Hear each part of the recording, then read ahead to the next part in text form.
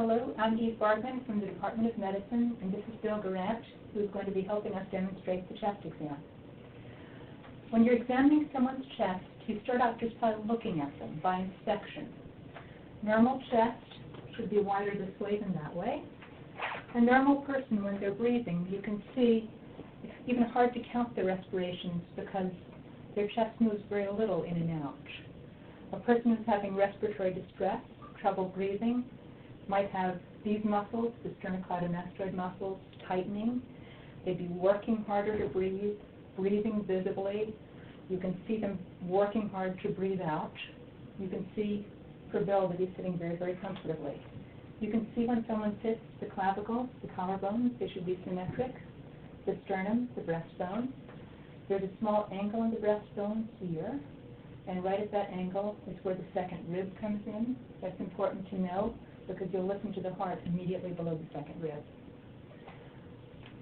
When you get done inspecting from the front, most of the lung exam is done inspecting from the back. And so I'm going to ask Bill to turn facing that way so you can see his back while I examine him. Normally I'd just be sitting on the table behind him to do this. So inspecting from the back, again, you can see the spine coming down that's symmetric, the scapulae on both sides, and you can watch his lungs expand and contract. And you can actually palpate at this point. You can touch. I'm going to put my hands on your back and just feel you while you take a breath. You just put one hand on either side, about 2 to 4 inches apart. Now let me ask you to take a deep breath in, and then back out again. Good. Thank you. And both sides expand very symmetrically in a normal lung. The other thing you can do with your hands, just with your touch, is to check what's called phremetus, which is checking the resonance of his words in his lungs, which is, again, normally very symmetric between the two sides. You can do this. I'm going to touch you again with your hands like this, or with the side of your hands, this side, like that. And then I'm going to ask Bill to say 99. 99. And again. 99. And again. 99. Good. Thank you. And they're symmetric again, all three, all the way down the lungs. So that's tactile phremetus, and again, that's normal between the two sides. The next thing you do in the lung is percussion. For percussing, I use these two fingers, the index and long finger of the dominant hand, percussing against the long finger of the other hand. Just that finger's on the chest, and you can percuss down and figure out where the bottom of this lung is. Now take a deep breath in and hold it. Good. And let that out again, all the way out. And hold it again. And you can breathe normally now. Good. So he has a very nice lung excursion from one end to the other. I usually just mark this with one finger so you can tell the difference. Now, same thing on the other side. Again, I'll be percussing down to the approximate part of the lung. Approximate bottom. Take a deep breath in and hold it. Good. And then back out again. Good. And you can breathe normally again. So again, very nice lung excursion normally of about 3 to 5 centimeters, and this is very good. Now I know about where the lungs are. I'll listen, and when I listen, stethoscope goes with the earpieces pointing forward, otherwise you can't hear a thing. And you use this side of the diaphragm, the flat side of the stethoscope, to listen to the lungs. And you're comparing two sides. I'll touch you again, side to side. As you go down, it should sound very similar on both sides. Now take breaths in and out through your mouth. Good. Again. Again. Again. Yeah. Again. Out. Again. And out.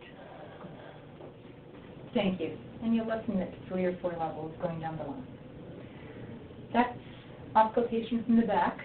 Now I'm going to ask Bill to turn around again this way.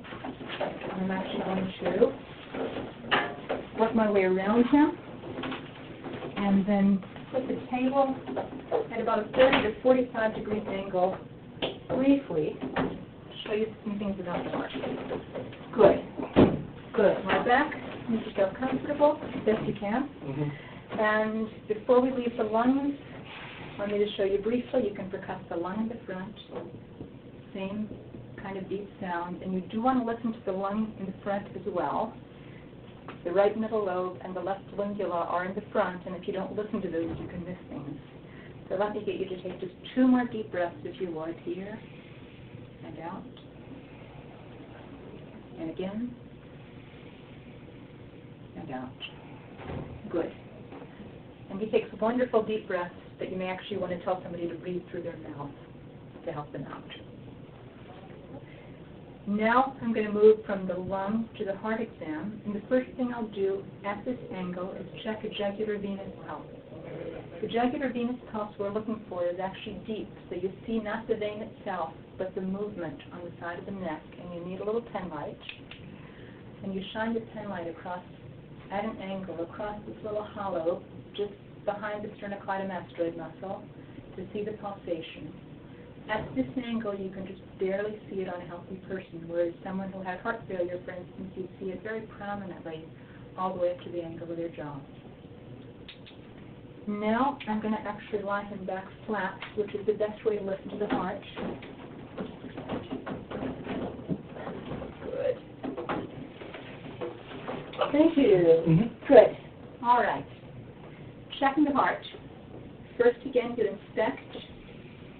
See if you can see a visible impulse or a visible lift of the chest anywhere, which would be a sign of heart disease. Normally, you really can't see the heart impulse at all in the front.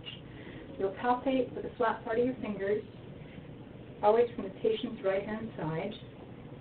My hand here. Usually right in this area here, you can feel the point of maximal impulse. You can feel it come up against your hand in a very small area, right here, at the mid-clavicular line, or even a little bit to the inside. Once you've found that, you also want to check here, just to the left of the sternum, to see if there's a lift or a thrill, and just put your hand across the base, the top part of the heart, again to feel for a lift. Percussion, most people don't percuss the heart actually. It gives you a little bit of information, but not much more than you know already. So you move fairly quickly to auscultation of the heart. We auscultate the heart in 4 areas. The 2 areas I pointed out to you before, to the right and the left of the sternum, just below that second rib. Then in the 4th intercostal space, 2 spaces down to the left of the sternum, and then right over the point of maximal impulse. And you'll auscultate with both the diaphragm and the bell. So I'm going to listen now. Here.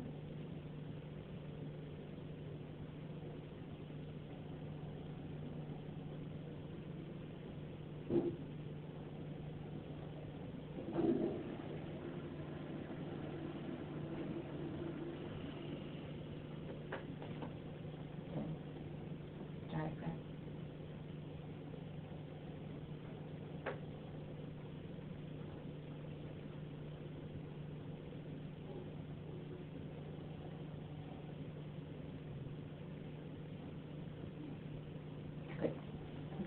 And you want to listen to several beats of the cardiac cycle at each of those locations.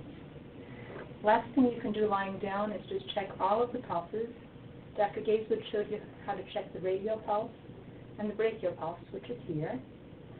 The carotid pulse, a little safer checked lying down. It's just below the angle of the jaw, right here. The femoral pulse is right in the groin. And on the feet, 2 important pulses. Posterior tibial loops right behind the medial malleolus, so just put all your fingers here, and you can feel it come up toward you. And for the dorsalis pedis, you have to pull the foot up a little bit, dorsiflex it a bit, and feel right about at the level of the second toe, the second metatarsal, and you'll feel that pulse. So in summary, examining the chest, first you inspect from the front, and you move behind the patient to inspect. You check thoracic excursion with your hands, check for fremitus, percussion of the diaphragmatic margin, auscultation, comparing the sides with the diaphragm of the stethoscope, moving to the front at 30 to 45 degrees, checking jugular venous pulse and auscultation in the front of the chest, and then lying down, inspection of the heart, palpation with your hands for the PMI and precordium, auscultation in all 4 locations with the diaphragm and the valve stethoscope. For the peripheral pulses, the radial, brachial, carotid, dorsalis pedis, and posterior tibials, and when you're examining a patient, you'll be checking both sides and comparing them. Thank you very much. Sir?